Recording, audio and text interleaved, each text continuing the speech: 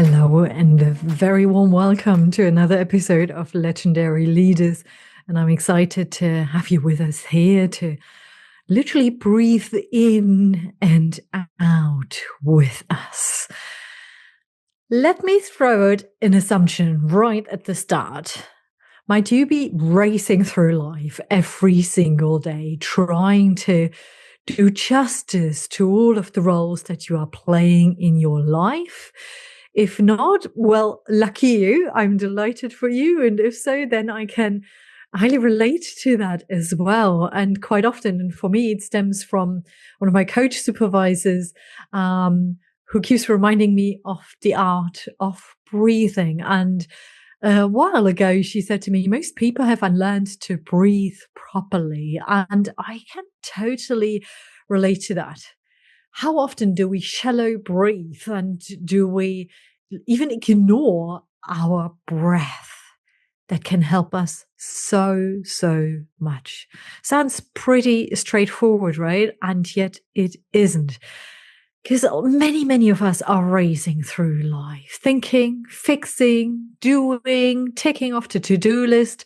But what if the most powerful shift you could make was simply to stop and breathe far more consciously, intentionally, slowing down, inhaling, exhaling. How beautiful. And in this episode, I'm joined by the wonderful and calming and funny Anthony Abbagnano, founder of Alchemy of Breath and one of the world's leading voices in modern breathwork. And Anthony isn't about trendy hacks. He is about deep, practical tools that reconnect you to clarity, focus, your own sense of direction, and I would go as far as to say your own sense of identity.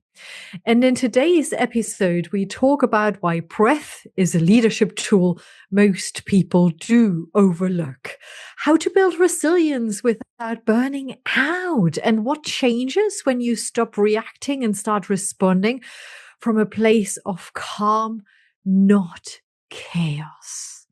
And if you are looking for something grounded and powerful and not fluffy or vague, this one is clearly for you.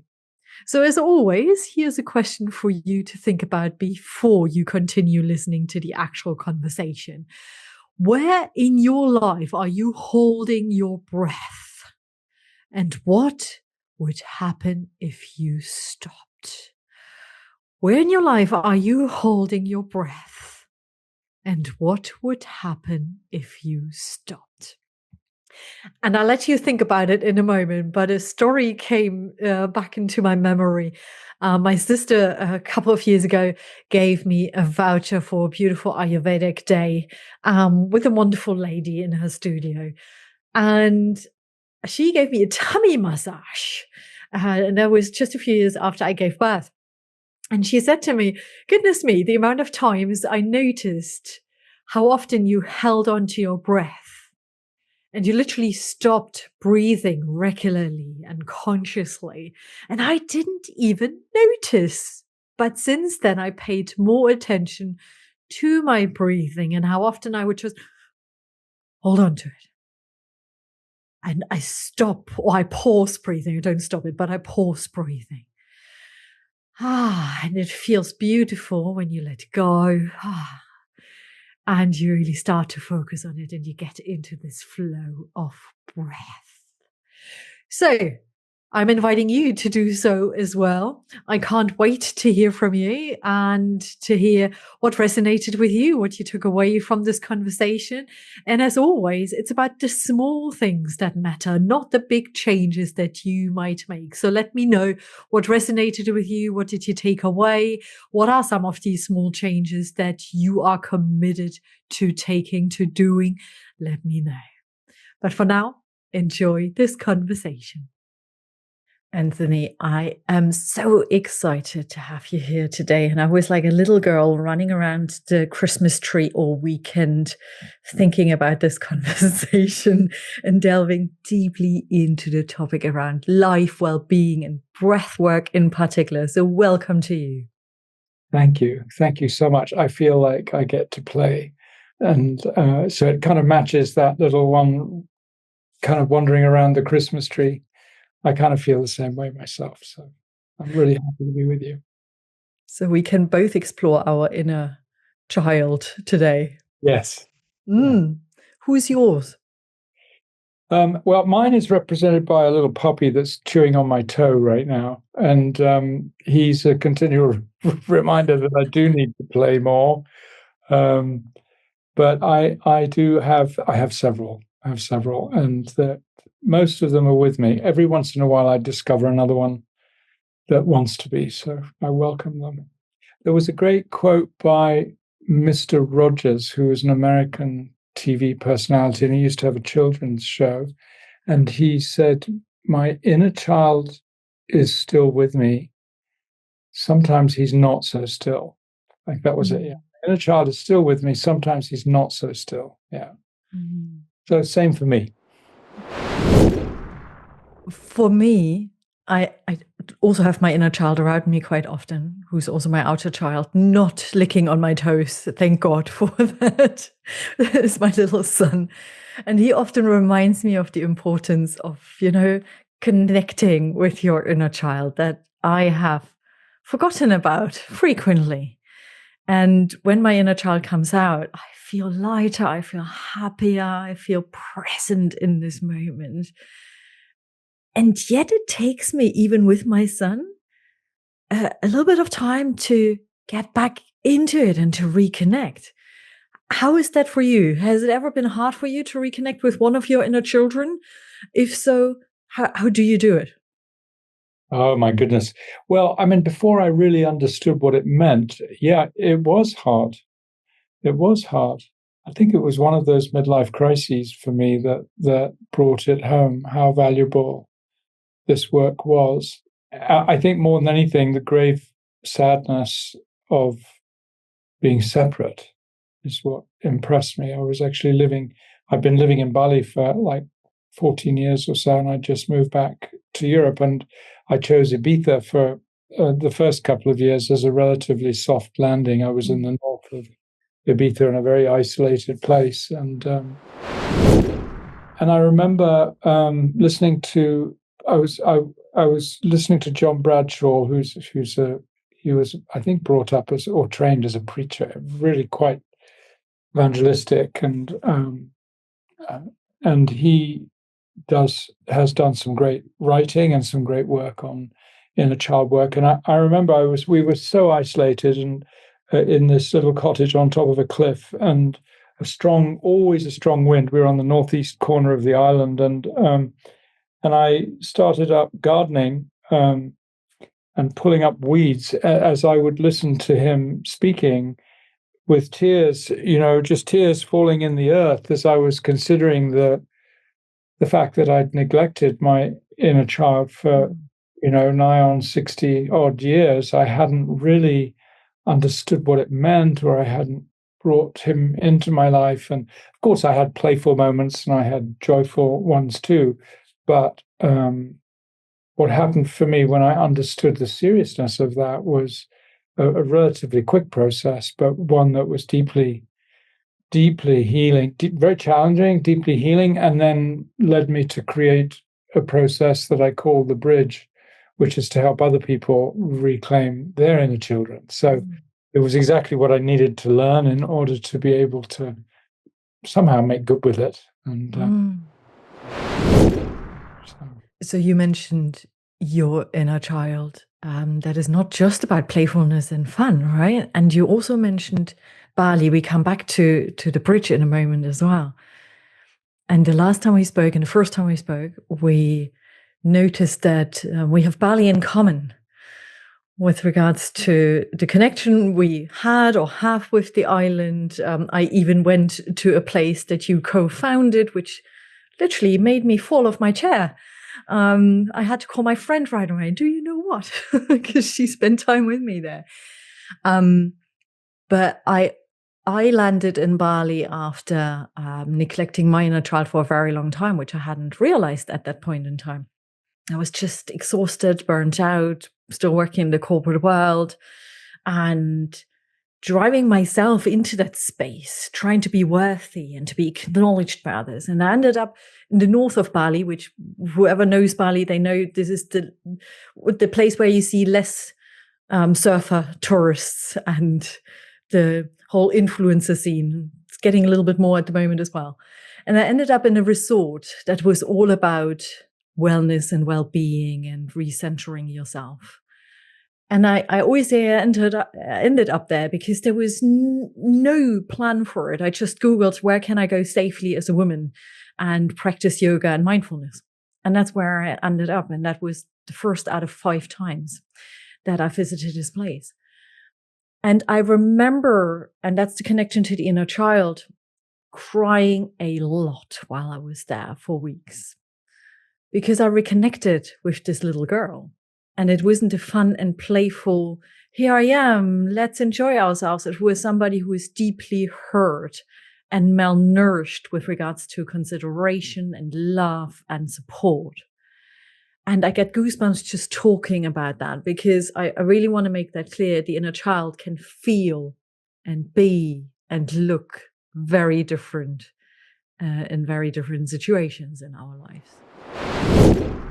Definitely true. And I think there's, in order for the repairing to happen, there needs to be a reconciliation. And I think that there are parts of us that we did leave behind that are embittered because they were left behind. We did, we blame our abusers, and in the act of doing so, when we perpetuate that, we actually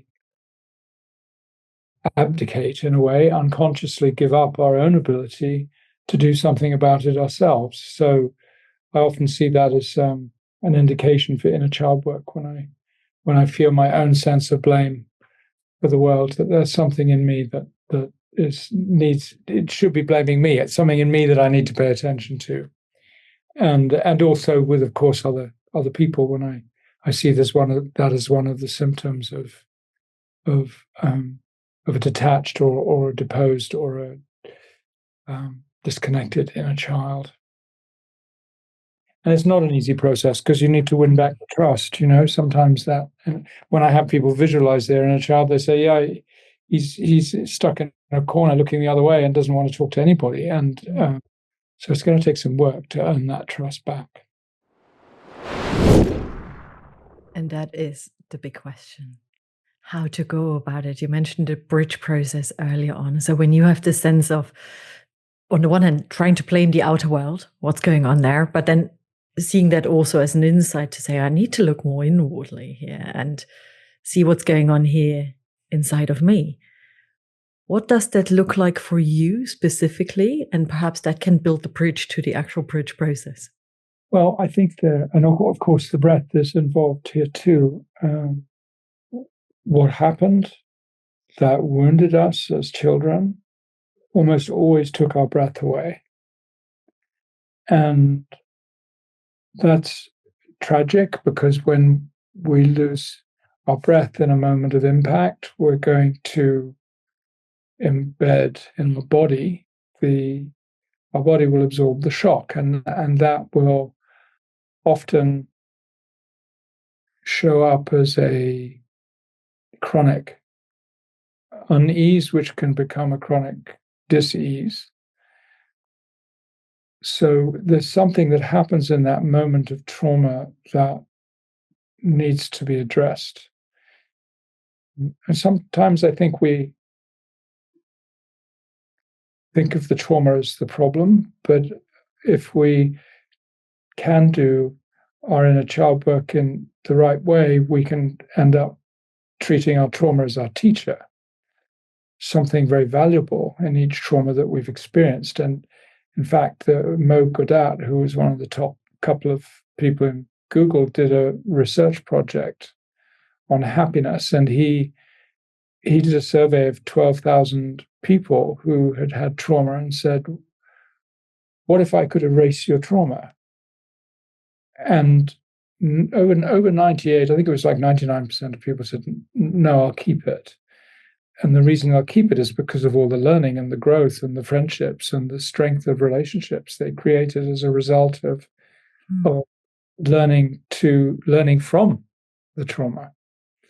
So that's that was a very surprising statistic to me, and it helped me understand that maybe trauma isn't something we want to get rid of. Maybe it's something that we want to learn from. And also, a lot of these traumas happened when we were under 7 or 8 years old, so they've affected our subconscious. They've become subconscious scripts, our coping systems that we created to survive, then become these scripts from our subconscious. They're quite out of date by my age. They're out of date. Bruce Lipton's work, we know that he asserts, at least, that our subconscious is responsible for 95% of the choices that we make, which means that we're consciously making 5% of the choices we make. So how can we use that as leverage in order to be able to create changes in the subconscious, which is where the inner child thrived? So these are interesting riddles and puzzles to me, and they are what really motivated me to find ways to get into this subconscious archive, if you will, and this body archive that has a record of every human experience we've had, and to use the data and the information and the support of embodiment process to be able to change, to create a change. And the fundamental changes that need to be made are to restore choice to a choiceless moment, because when we were traumatized, we were reduced to our amygdala, we lost all our processing power, and we were going to fight, freeze, or flee. So how can we restore choice to a part of us that it was often violently taken away from? And of course, the breath is key here, because we can choose to use the breath consciously. We can also create new neuron pathways with the power of our imagination. So we can imagine that breath being taken back to a time in our lives when we lost it. It was shocked out of us. And we can do this repetitively. So, and repetition is one of 3 or 4 ways that we can actually access this closed subconscious archive and reinform it. So the repeated choice of breathing and focusing on this little part of us, the one we once were, can create this repairing of our current consciousness with this one that was actually abandoned, and ironically abandoned by us, even though it was abused by someone else outside us. We didn't want to remember it because it was too painful to remember the trauma, and we associate them as the same thing. That's one of the problems of trauma, is that we get overwhelmed, and therefore we don't realize that it's a part of us that was damaged, not all of us. And so we're, in a sense, inextricably connected to this inner child, but in another sense, we're seeking to dissociate from it at all costs. So we live in this conflict as human beings until we understand that actually there is a separation. We need to understand there is separation between myself and my inner child in order to be able to repair, in order to restore it back to wholeness again, back to the part that I am today. So that's really what the bridge is about, is not just connecting with a part of me, but creating a structure over which all past parts of me can travel, can cross, and can be welcomed into who I am today. And I think it never ends. I don't think it really ever stops, this understanding of, oh gosh, when I feel wounded or when I feel overwhelmed, that it's a part of me, it's not all of me. So when people come to me in dire trouble or when they're highly challenged and they feel hopeless or depressed or over anxious or burnt out or overwhelmed or sometimes even suicidal, I would try identify with them, who is it that's overwhelmed? And that's a very powerful question and usually kickstarts a process of reflection that brings people to the understanding that there's a part of me that I am separate from.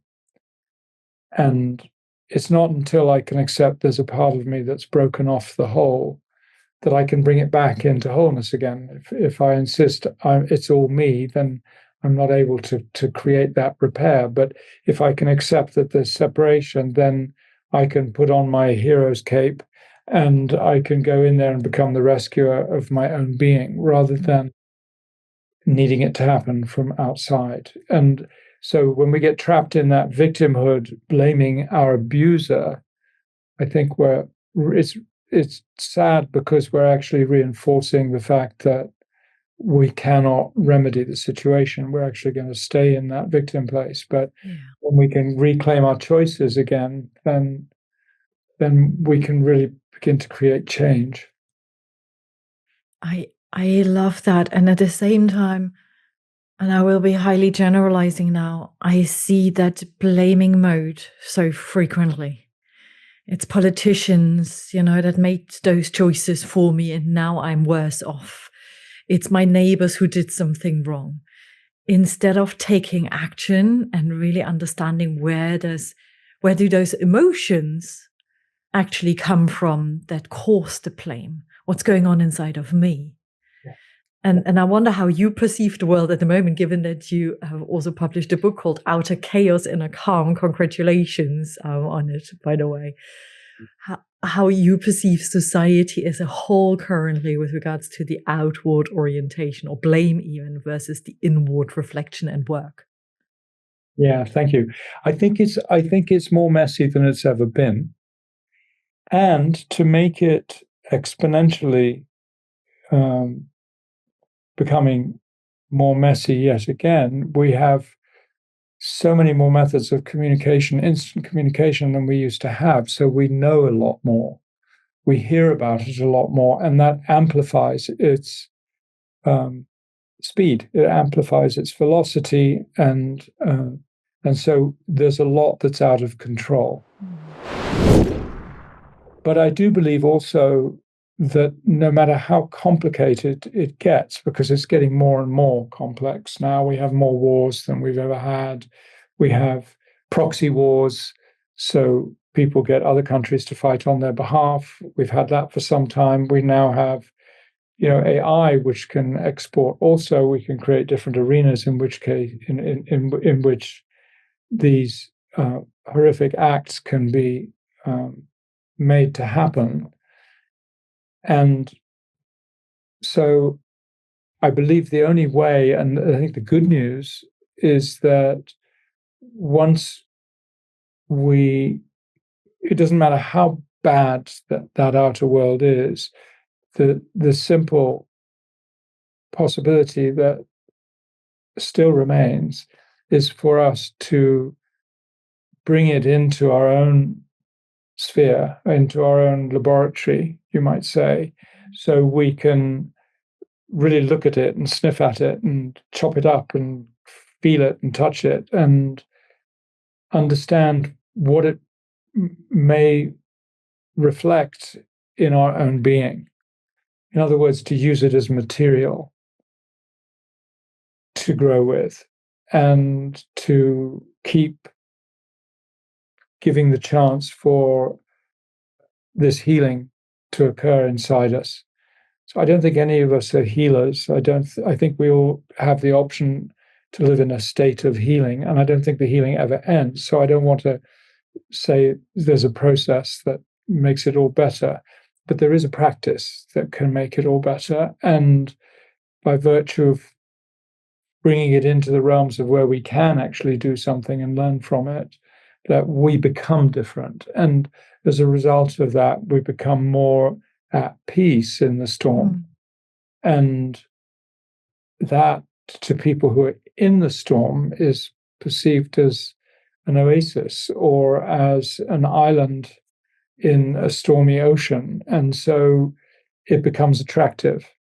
So we then are moving into a position of leadership, but not of trying to confront or to even persuade. We're becoming attractive. It's not like we even really have to get on our soapbox and speak about it. Or, of course, that's what I'm doing. But there's something unspoken that's much more powerful than any word that I could use to describe it. I'm actually seeking to describe something that words cannot actually capture. And that's a new state of consciousness. And so we live in the kind of oxymoron or the paradox of how can I create new consciousness within the consciousness in which I'm trapped? And that's really what my North Star is. That's a conundrum that I really enjoy being with. How can we notice from where consciousness emerges and predispose ourselves to make that a practice? And so it's not that we make it happen, but we do create the precursors. We can co-create with life rather than try dominate it as we've tried to for centuries now. And rather than submit to its force and be ruled by circumstance, what does participation look like? So we can be creative beings, but we can consciously create, not unconsciously create, use that 5% to consciously create beauty and harmony and the heaven on earth that we were pitched when we were kids. Maybe some of us were. I do believe that's possible, and I believe it's possible inside each of us. And then once that's happened, that we begin to emanate something that is medicine for the world.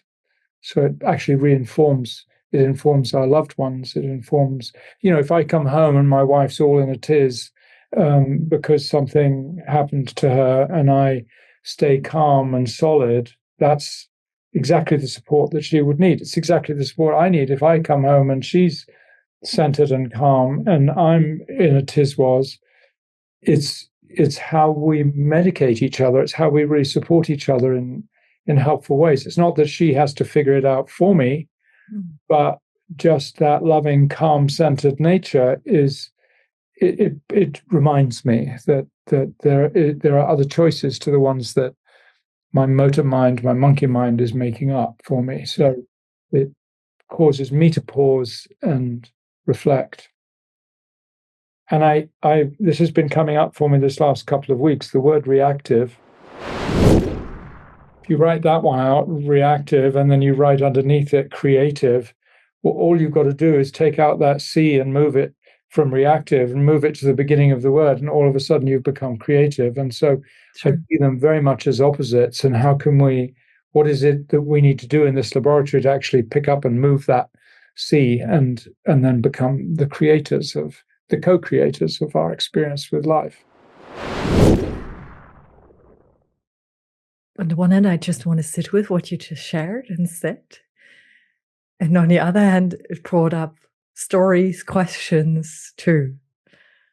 I personally love the word co-creation, and people who read about my work or listen to these podcasts, you will hear this word quite often. You brought a memory back to my mind. I remembered when I was at my best, or when I have moments when I am at my best and I'm connected with myself. I can leave the ego to the side, and be more present. Then people appear. It's what you said about you attracting others in your sphere.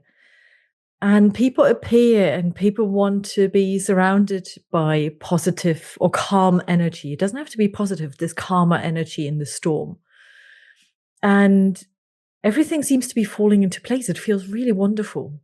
And it's a place, in my world at least, where you can simply be without masking, without playing a role, without trying to fix other people's problems. To come back to the example you shared with about your wife, and how you can be supportive to one another without being reactive, without sorting things out. And that's a beautiful place. And what usually happens is more and more people come into this sphere. And together you identify a new way of being. And that way of being feels calmer, even though the chaos still exists out there. But there is an island of, you know what? This feels good. This feels present. This feels connected. And connection is something that means a lot to me. This deeper connection to others, not the superficial kind of chit chat. And that means you can be with one another even without talking. And that just came to mind as a memory. Yeah. And I remember I read somewhere that in your work, you basically say this work of healing is more powerful. These are not the exact words that you're using. It's more powerful when you do it together as a community. Yeah. How? Well, I started a community here in Italy 5 years ago, and it was I think the fourth or fifth attempt at creating community, and this time more consciously than ever before. Just because in my life that's what I do. I seem to have people. I catalyze the arrival of people, and I done it in all kinds of different forms. But this was a time that we chose a place in Italy where we wanted to have a positive effect on the local environment. We didn't want to dominate or colonize. Having lived in Bali for so many years, I understood that that's what all of us Westerners were unconsciously doing, was actually changing the way that people normally lived, and then showing up to help create solutions for the problems that we'd actually created ourselves anyway. So, like all the plastic in all the rivers is because foreigners who go to Bali want to have clean water rather than drink it from the ditches. But the Balinese are very happy to drink it from the river. It's not a problem. So, we don't understand the damage we create sometimes. And so this effort 5 years ago was really about dovetailing, about coordinating and co-creating with the local people and benefiting from their wisdom, at the same time as regenerating an old mining town that had been abandoned because they weren't mining anymore. And so we're in the experiment as I speak. We're still in the experiment, and it's had lots of ups and lots of downs and lots of learnings.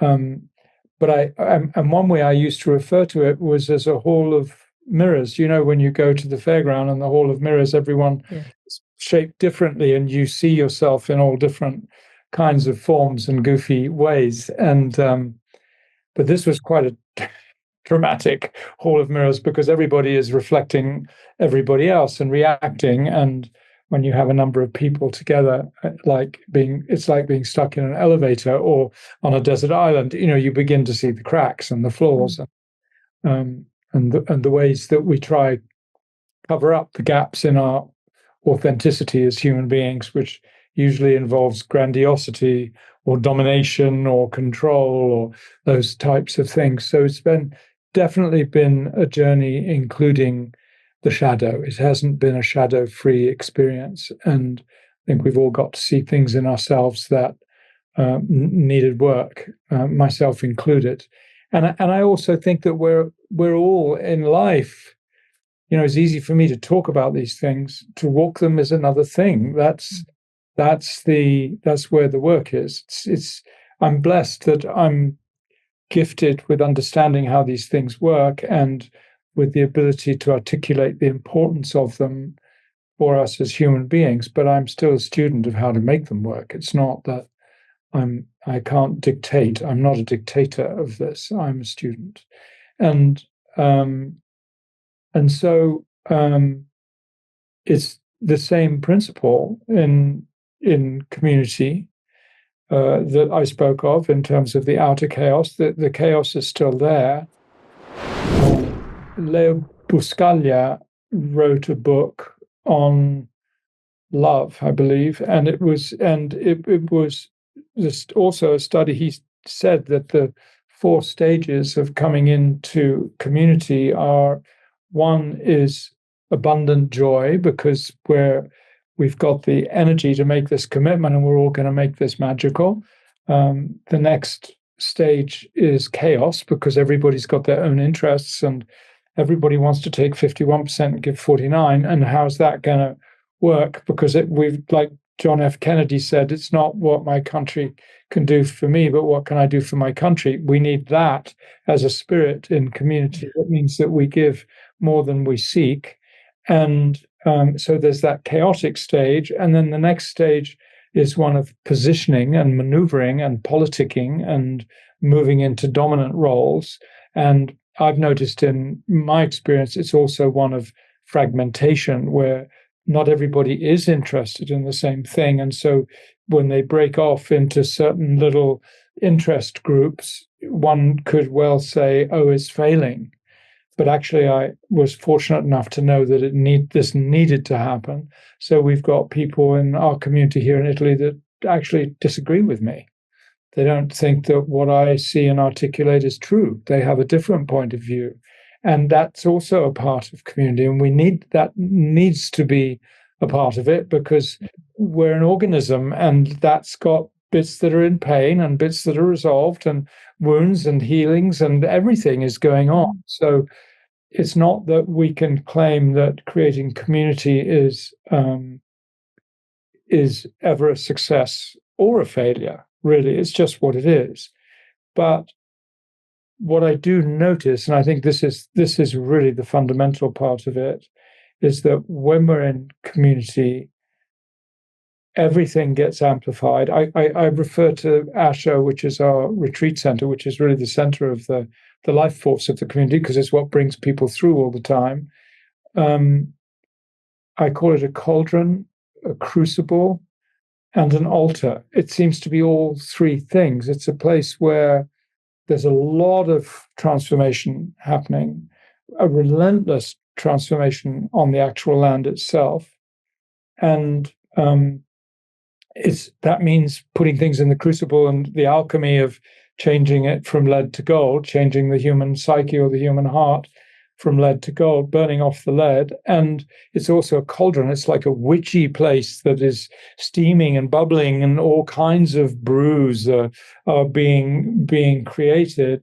And then it's an altar where we actually come to serve at the shrine of our deepest self, which is resplendent of the shrine of the most holy altar we could ever bow in front of. They end up being the same thing, that the macro and the micro, and we are reflecting the outer world, and the outer world is reflecting us. So it's definitely turbulent, and those are all the dark sides and the more challenging elements and growth-inducing elements too.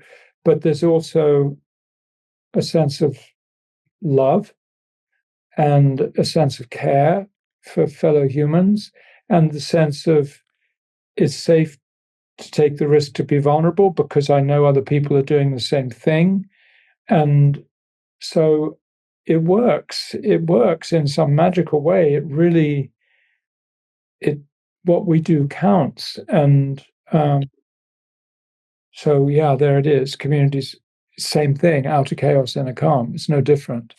It's just a little microcosm of the bigger world. But it's hopeful. It feels hopeful.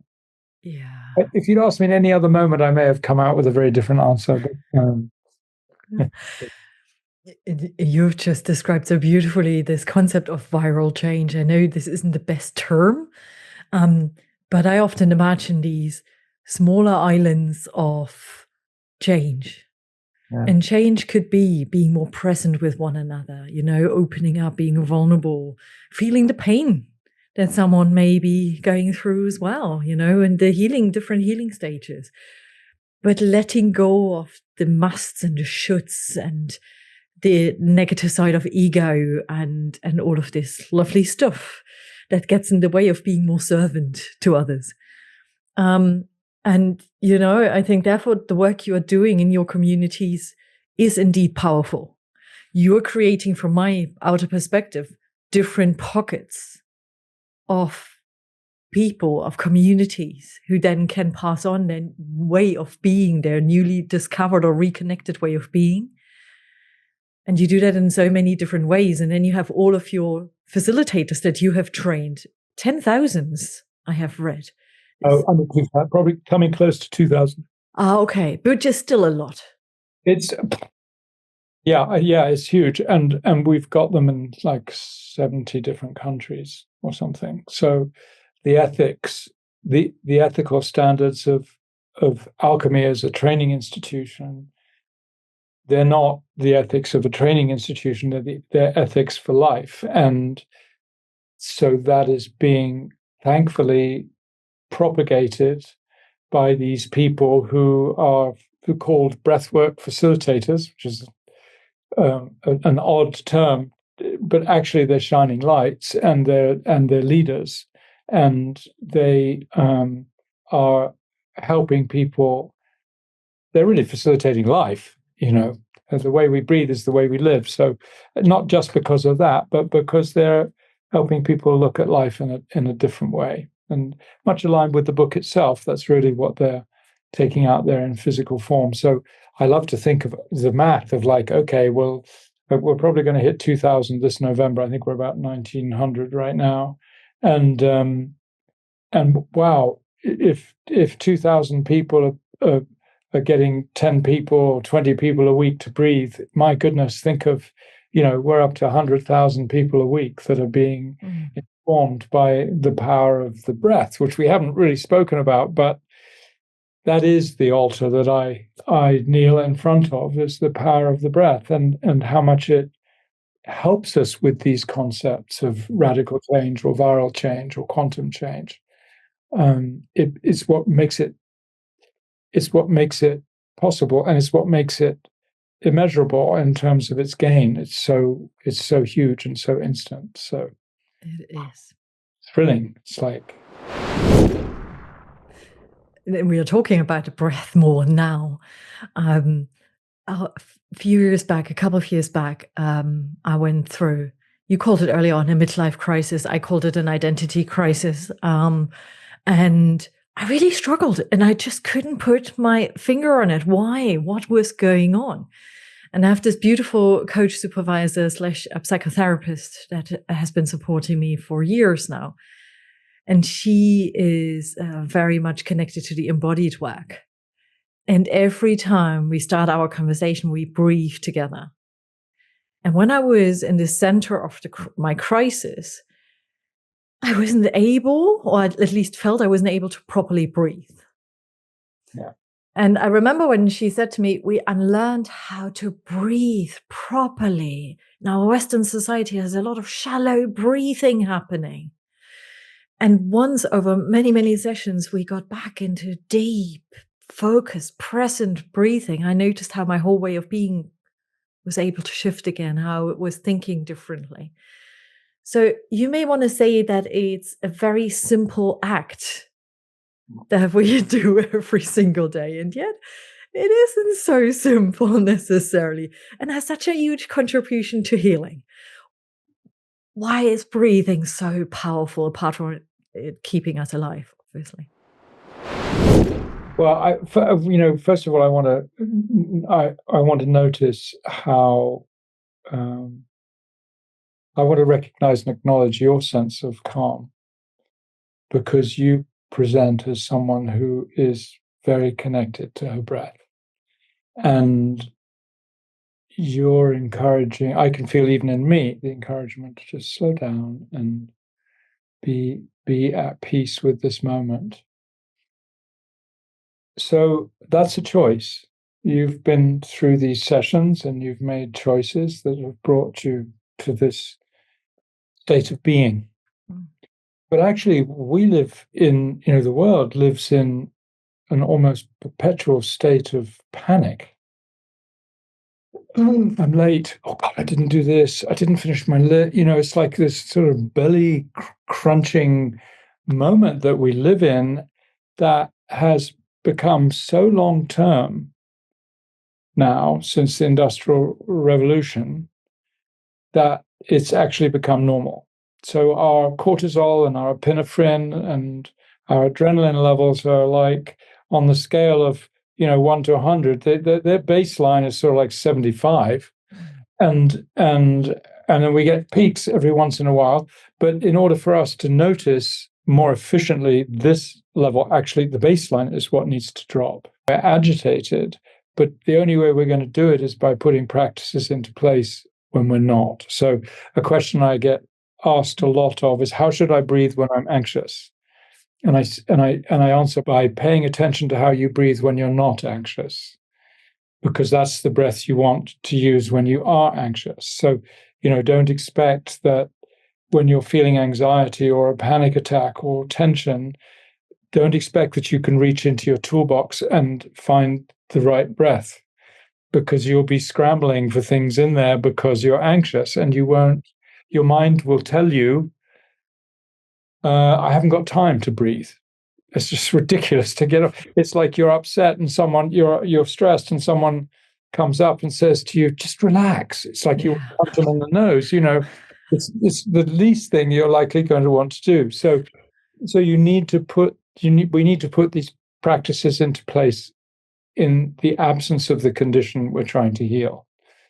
And then when we are in a state of stress or tension, then we can know where the tool is. You can pick it up with your eyes closed. And like someone who has asthma, for example, and they've got their little sprayer, they know where their sprayer is all the time. And as soon as the asthma comes, they can find it and they can get rid of the stress. So that's what we want to do with the breath, same kind of principle.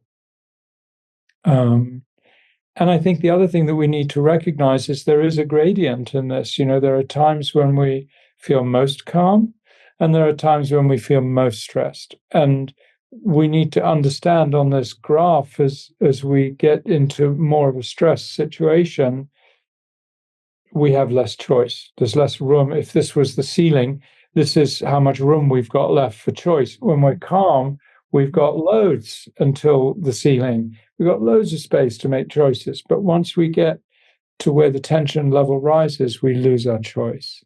And this is where the concept of one breath becomes so important. The ability to take a breath when I don't want to.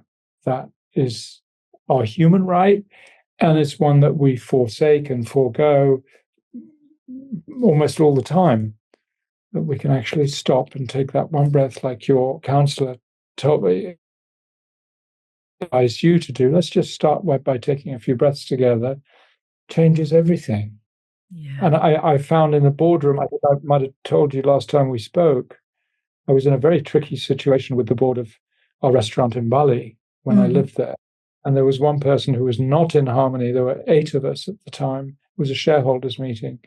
And she was very resistant to a solution. She was adamant that she was right. And not that everybody agreed or disagreed. They were just like, oh my God, how are we going to deal with this?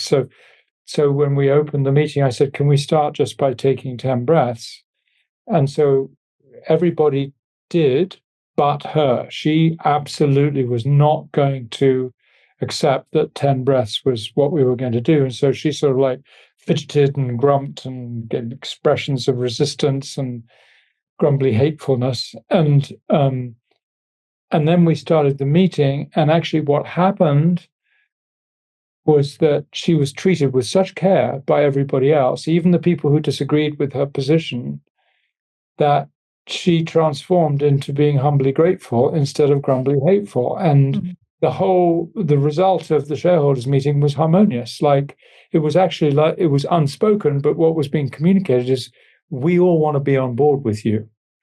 And we disagree with you, but we want to be on board with you. So how can we make that happen? And so a negotiation occurred, and of course, it came out beautifully. So this is now my new body of work in this next 5 to 10 years is about bringing breath, not just to the C-suite and the boardroom, but in every level of business, I believe that breath awareness is going to create more harmony, more brotherhood and sisterhood, more allegiance to the vision and the mission of the company, because most people in the company don't give a toss about the vision or the mission. They care about beating their their someone else in the workplace, or maneuvering, manipulating, whatever, to feel safe, because they don't feel safe, especially in America, where you could have loyally worked for a company for 25 years and you might be given 10 minutes to clean out your desk. Yeah.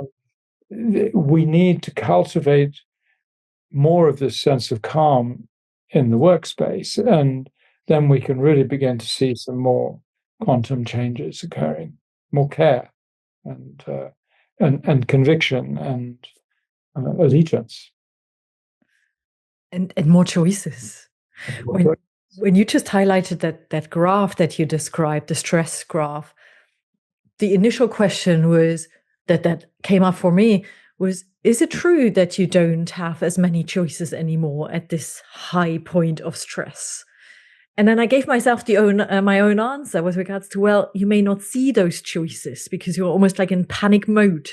And as soon as you step in with conscious breathing, choices may reappear again.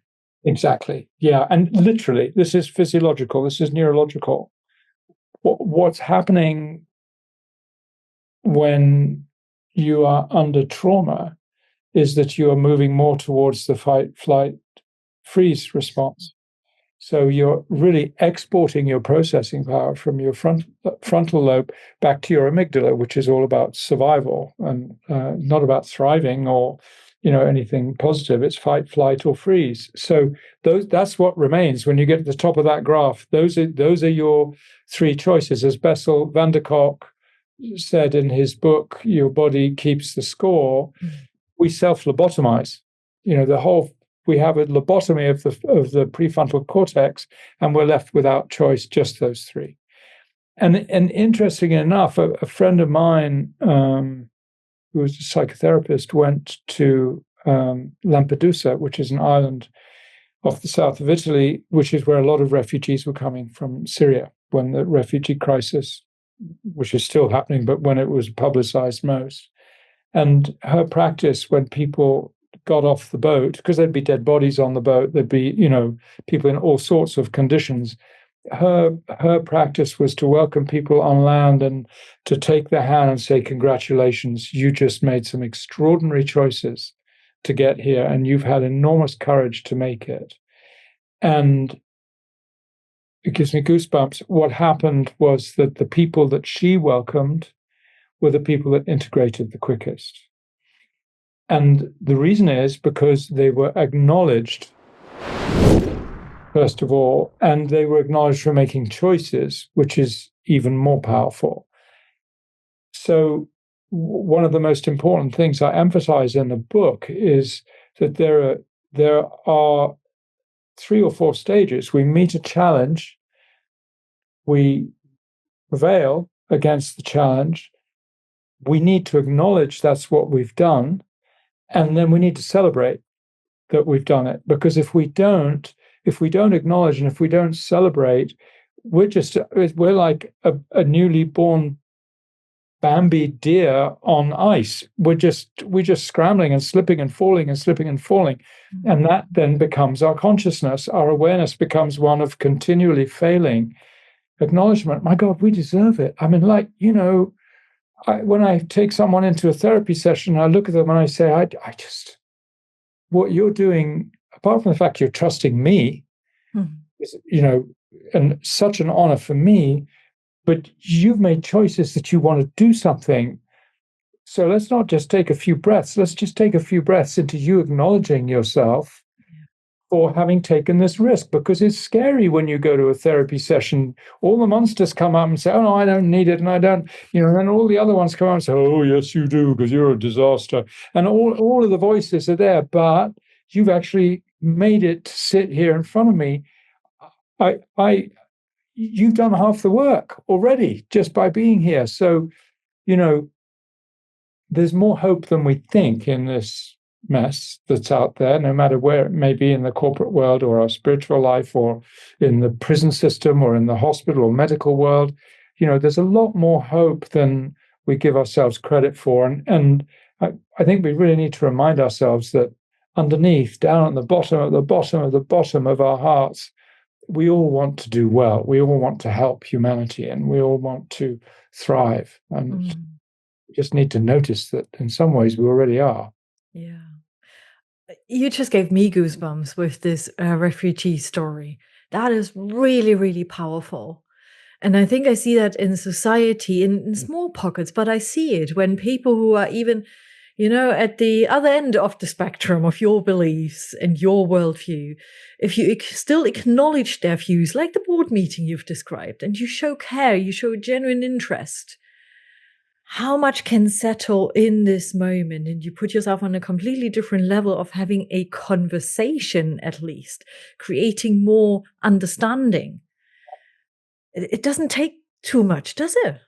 It really doesn't. It takes the guts, it takes the chutzpah to say, let's take a few breaths together. And that's a big moment. I mean, I know it myself when I'm in those situations. It's like, people are going, oh, not this again. There's that out there in everybody. We've all got that, right? Yeah. But I was speaking at the Society for Human Resources Management annual conference a few weeks ago, and I said, this is how you can actually be the hero of your company, just by going back there and before any meeting, just saying, hey, let's all take 10 breaths together. You are really helping your company much more than anything else that could be done during the time it took to take those 10 breaths. There's no sale that could be made that would be more important. There's no accomplishment that could be more important. Just those 12 breaths are going to change things. And I've never seen it fail. It never doesn't work. It always works. It's just like child's play. It's goofy that we don't do it. Why aren't we all doing it? I really appreciate how often you use the word goofy. It's one of my favorite words. Brilliant. Yeah. Brings the playful side out in me for sure. It seems to be the same for you. Yeah, I love goofy.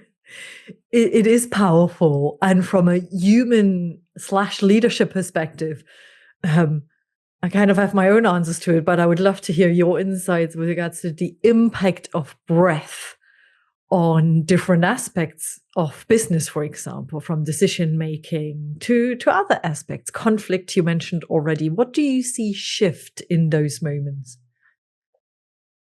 I think it's the move towards creativity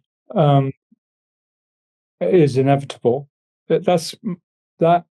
First of all, by choosing one breath, we're creating space, and then, it's a bit like when you rub the genie, and then the genie, the whatever it is, the vase or the jug. You rub the jug, and out comes the genie, and he says, or she says, "You've got three choices." And my first choice is always, my first wish is always, I want unlimited wishes, just to make sure that I'm covered. And it's kind of the same thing with that one breath. You can take that one breath and ascertain that actually I think I need another one, or maybe I need another 10. Maybe I'll take 100 before I do anything. But every one of those breaths is going to be useful in the most productive of ways, because you're lowering your adrenaline. You're allowing because remember, the thing with adrenaline is that it takes a second to rise and it takes quite a while to settle. So, in that first breath, you've made an intelligent choice to take a breath, but now you may need to take another 10. And how's that going to sound when you're in a conversation with someone? How could that possibly hurt when you're demonstrating after they've said something that you are just going to take a breath with what they've said? What could possibly happen in that moment? They're going to go, wow, this person's really listening to me. I like this person. I like to be received. What I said was really important, clearly, because they want to receive it properly. And then the next thought is going to be, I don't know, maybe I pushed a little too hard. Maybe I was a little too rash. Maybe I was a little too blurty or unkind or inconsiderate of what else is in the room right now, the other people that are sitting and watching this. And so we start to hear the echo of the words that we said. And we're getting, guess what? We're getting more conscious. We're getting more conscious because everything's stopped. That person's breathing. I might as well breathe as well. And in the space that that person's creating to breathe, I'm beginning to see things differently. It's just like ABC. It's putting blocks on top of each other. And my goodness, that one fell over, but this one is actually going to stand. It's not brain surgery. It is brain science, but it's not brain surgery. So what we're doing in the workplace is creating space, number one. When the emotions are likely to crowd out the space, we're creating space. If we continue to breathe and give priority to the breath, it's as if each time we do it, we're polishing the lens of, in my case, my glasses, or in your case, your glasses. We're polishing the lens of our perception. And the more that we polish the lens of our perception, guess what? The more we see. And the more we see, then the more we can consider and reflect, and the more intelligent we become. So, again, it's a no-lose situation.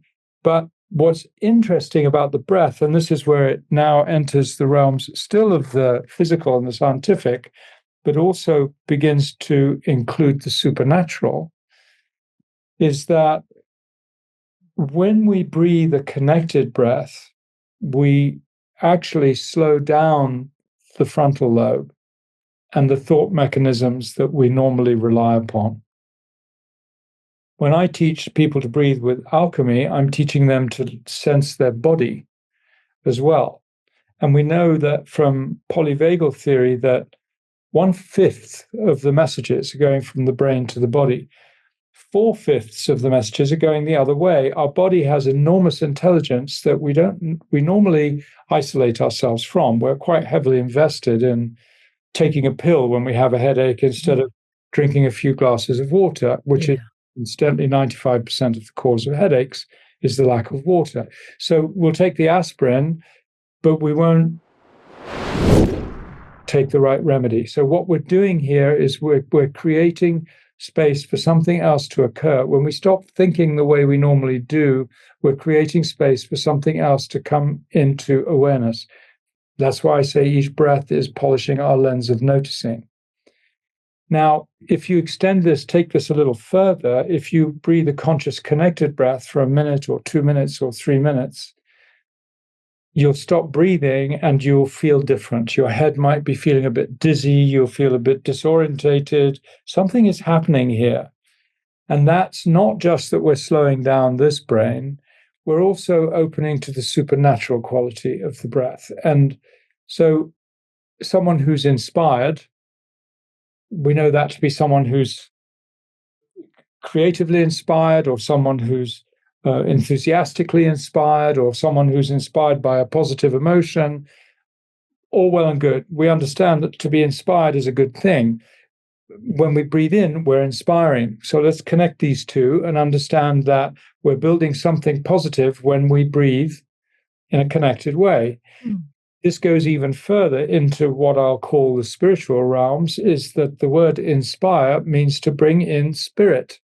That means we become more spirited, more uplifted, more gregarious, more fun-loving, more energetic, more enthusiastic about life. But we're also bringing in the other part of spirit. We're becoming more spiritual. We're expanding our spiritual amplitude, our spiritual awareness. And that now, when you think about bringing that into the business world, all of these stages, when I'm inspired by the power of spirit, I can write a song. I can solve a problem. I'm getting more processing power to look at things that normally confuse me or befuddle me or hold me stuck. I'm now bringing in a whole load of resources, not HR, but SR, spiritual resources, into the mix that allow me to see things in a different way. And I look at it like It's not at this point, not even polishing your lens. It's like seeing the other side of the coin. It's like all of a sudden, bling, oh my God, I never realized it from that perspective. And so imagine that when you're faced with a set of challenges or problems in the boardroom, or in the machine room, or in the mail room. It doesn't really matter where it is. Whatever is stuck can get moved. It can get shifted. So if there's a political situation and so is talking about someone else behind their back, we can have us all take a few breaths together. We can use the space we create to actually talk about it. Is that really what you want to be doing? What if there's a better way? Let's talk about it and inquire and see if there's a better way. I'm not here as your boss to make you wrong or right. As your boss, I'm actually here to serve you. And that's what a good leader does, right? So how can we serve the teams in our operation in such a way as to uplift them and inspire them and encourage them into acts of greater value that are aligned with the mission within which we work? So if I look at Alchemy and I look at Asha, everybody except our tech person has taken my training. We all adhere to the same co-commitments, the same vision, the same management of relationships, the co-commitments from Gay and Katie Hendricks, plus another half dozen that we have brought into the mix as well, that I commit to reaching my own highest potential. I commit to you, supporting you, reaching your highest potential, even if it's higher than mine. I commit to telling the microscopic truth. I commit to having fun. I commit to removing anything that stops me being close to you. I commit to acting as if I'm 100% responsible for the way my life is turning out. When I'm working with people like that, I mean, like, is this heaven on earth or what? It's like, oh God, we get to help each other in this. It's like there's nothing is going to stop us. Yeah. We're unstoppable. And that's how you feel to me right now. Your demeanor has shifted from this calm, almost guru-like demeanor to let's, do this together. Yeah. The whole energy is out there. It's just brilliant to watch. And it's, again, a beautiful way to showcase how contagious energy is. I was sitting here becoming quite, antsy, like, yes, let's do that. I'm going to take this class and train as a breathwork facilitator. That's how it felt in this moment. So beautiful, beautiful demonstration. Well, bless you. That's not my intention at all, but I did have a podcast with a fellow in California a couple of months ago, and he did join the training. So clearly that it seems to have an effect. So I'm glad it does. And I would also say it doesn't matter who you study with, just study the breath, make it your life journey. And honestly, that's really what it's about. Now, there are so many ways of breathwork techniques, seemingly to me at least. What is one technique that we could share with our listeners that would help them move out of that panic mode into a more conscious state where they can see and experience choices again? Yeah, thank you. Well, that you are choosing to do it is half the work. And the more simple it is, the better. And so I'm going to give you probably the most famous breath, I think, and the most beneficial one for everything, just as the cure-all breath. And that's what's called the Coherence breath. And that was noticed, I'll say, by the HeartMath Institute in Palo Alto, California. And it's being used in the military and police forces and SWAT teams everywhere, all over the world. And it's very straightforward. It's breathing through the nose and breathing in for 5 seconds and breathing out for 5 seconds. That's it. And doing it for 5 minutes, 3 times a day. And it will also serve you in that awful moment, the moment when you most need it. But again, I would say the time to practice it is 3 times a day, even if you aren't feeling anxious, or that your choices are limited, you're feeling panic coming. Still practice it, make it a practice. And I'm happy to do a couple with you if you want to try. Happy to. People are listening or watching, they can actually do 3 or 4. You may not want to do this if you're driving a car right now, or anything like chopping vegetables, or anything which requires precision and might be dangerous. So please sit or lie down, and we'll just do 5 cycles. We'll do 5 cycles together, just so you get the hang of it.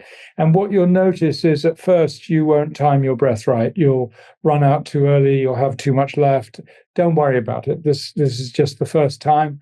After 1 or 2 times, you begin to nail it, and you begin to understand the rhythm. So this is how it goes. So I'll count to 5, but I'm going to start with 2 because I have to say inhale or exhale. So it's going to sound like this, and join me whenever you're ready.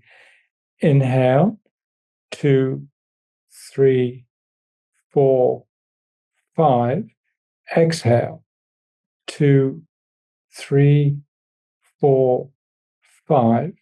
Inhale, 2, 3, 4, 5. Exhale, 2, 3, 4, 5. Inhale, 2, 3, 4, 5. Exhale, 2, 3, 4, 5. Inhale, 2, 3, 4, 5. Exhale, 2, 3, 4, 5. Inhale, 2, 3, 4, 5. Exhale, 2, 3, 4, 5, and relax. And just notice if there's something different. If there is, we only did 5 breaths, but just notice. And acknowledge yourself for doing it. Thank you. Yeah, and I'll tell you what's going on when you're doing it.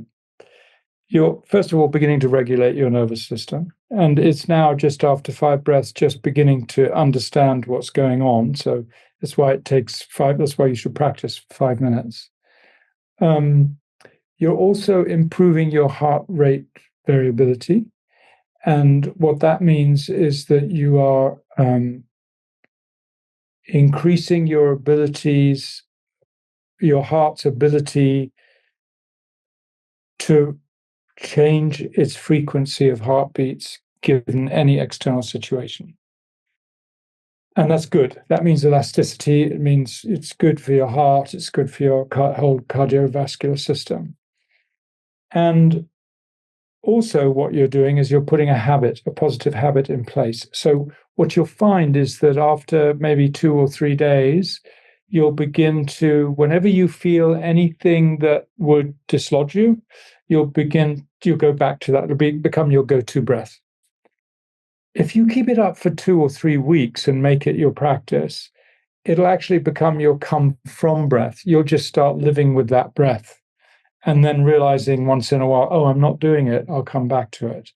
And so it will really become healthful, and it will become preventative to any stressful situation. The only thing I would say is, once you've got that in place, if you feel the onset of tension and an unwanted level of tension, then play with extending your exhale. Count up to 6, to 7, to 8, all the way up to 30 if you can. And keep just gently extending your exhale. And that will help you counter any rising tension and make it calmer again. And there are other breaths that you can do, but I think just to keep it simple and straightforward, this is really your ace tool in the box. If you're not going to do the actual conscious connected breath, which is the really transportative one, that's really, really quite powerful. and you need to be facilitated for that. It is really interesting what you just shared with regards to when you feel high level of tension. What I've just noticed in this practice, and I do experiment with breath work, or have been for a few years now, but I noticed that there was tension in my ribcage when I inhaled. And it felt indeed like what you mentioned earlier on, like, can't go to 5. It feels a bit tight here. And my body automatically, or my breathing automatically turned into, okay, I take longer exhales. That feels good and almost releasing, like I'm releasing something. And I just followed that naturally and found that helpful. Yeah. Good. Yes. Good. And then the other thing you can do is you can hum on the exhale. Well, and when you do that, you're then using whatever hum is natural for you is your best vibrational medicine that you can use. And that will also help activate your vagus nerve. It will also help clear any sinus tract issues for people who have sinusitis or just plain congested with a cold. It will help you dislodge the mucus as well. And it works. So imagine a 30-second hum and give that a go. Beautiful. Oh, I can well imagine that. And again, you reminded me, and hopefully many of our listeners, of the inner healing methods that are offered to us. Yeah. How we can nourish our mind, our soul, our bodies without the Western medicines that you mentioned the aspirin earlier on, that we like to grab right away to fix something. Let's try to heal ourselves. Absolutely. And let's learn to listen to our body's signs before they need to get desperate, and so they don't have to shout at us so much. Yeah. Now, with regards to breathing exercises, what I automatically did was I inhaled through the nose and exhaled through the mouth. Is there a best way? What would you recommend? There is a best way. The best way is to definitely breathe in through your nose. Sometimes with conscious connected breath, we advise people to explore breathing through their mouth because you get more oxygen more quickly, brings on the effect of the breath work more powerfully. It's uncomfortable, so people notice and they don't fall away and forget. They pay more attention. And it also opens us more to our emotional realms, to open the back of the throat. So that will help people who feel a bit too in control of things and they want to kind of break through emotionally, people who don't feel like they're feeling enough. It's a good way to do that. But you shouldn't breathe through your mouth normally in life. And that's why a lot of people wear mouth tape at night to make sure that they breathe through their nose. It's the nose is built for breathing. And it also makes up, it builds up your nitric oxide levels. If you breathe through your nose, that will help you heal from wounds more quickly. It will build up more robustness in your respiratory tract. And will generally improve your immune system. So there are a lot of reasons to breathe through the nose. Friends of mine who have been practicing the mouth taping for a while now, they keep reporting that they feel refreshed in the morning. They feel better with regards to their immune system, overall having more energy. Yeah. I find that fascinating, but admittedly, I have the mouth tapes in my bedside table. And I start to internally panic already just thinking about putting it on my mouth. Seriously, it's a psychological barrier that I haven't quite overcome yet. Yeah, that's absolutely true. And the best way to meet that is just to not do it when you're going to sleep, but just do it for a minute and then just notice and then do it for 2 minutes. Not when it's time to go to bed, but so it just becomes a little more familiar and a little bit less freaky, because it's like someone's taking your air away in a way. There's a feeling of threat when we first start. So we need to ease into that one gently. Yeah. That's great advice. And I'm so going to start that right away today to practice it a little bit at my own time. Always good fun for the husband to see me that way. Yeah. I think my wife gets very grateful when I take my mouth. Yes, some quiet time, peace. on a different level. You already shared so many beautiful insights, so much great advice here with us today. If you were to share one final piece of insight with our listeners, something they could practically take away right away, what would that be? Well, I've actually said it before, but I'd love to re-emphasize it, which is that if you are feeling stressed, or if someone has said something to you that wounds you, take a breath and use that breath to step back a bit, feel your body, take another breath, and speak from that reflective place rather than react too quickly. Take a breath. And I do have a request for your listeners, for our listeners and our watchers, which is, could you please go do a random act of kindness today? What would that look like? People don't even have to know it's you or anything, but just what would your random act of kindness be? Keep saying this, and I'm just knowing that thousands and thousands of people are going out and doing random acts of kindness. It counts, it knocks on, it helps other people become kinder too. So I'm noticing we are creating a wave of change here today with this conversation. That's my hope, at least, even if it's a small wave at the time. Anthony, I want people to be curious about breath work, about the work you and your team are doing. How can they find out more about you and all the beautiful help that you offer to people in this world? Thank you. Thank you for the opportunity. We, first of all, are here to help. That's what one of our mottos is: how can we help? And you can find out more about us through alchemyofbreath.com. You'll find, even on the home screen, there are ways that you can connect. You can breathe with us on Sundays, free, twice, Sunday morning and Sunday evening UK time, because it's called Breathe the World. So we're breathing both hemispheres of the world. And you can join in community and breathe with several hundred other people. And if you're interested to come visit us in Italy and understand more about what we do here and retreats that we do, we're called Asha, Alchemy School of Healing Arts, and that's asha.global. And you'll plug straight into where we are and what's going on. And then if you're interested in my book, you can get it on Amazon. And it's called Outer Chaos, Inner Calm. And I'd be very honored for you to read it.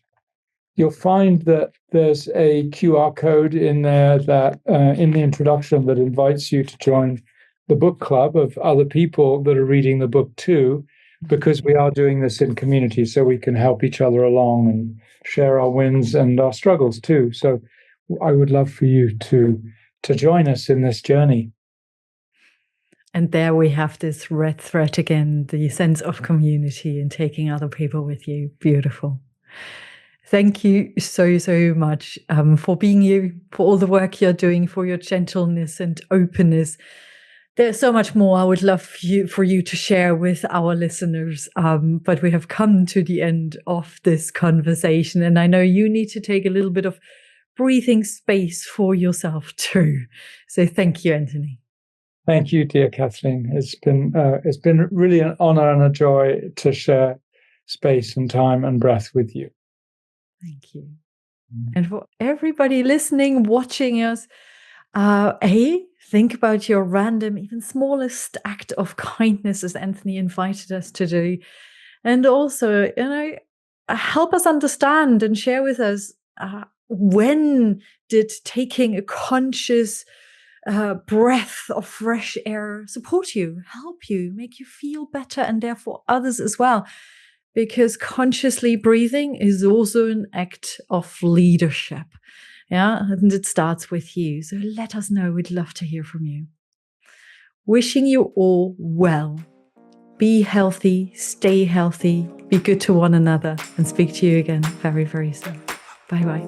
Bye, Anthony.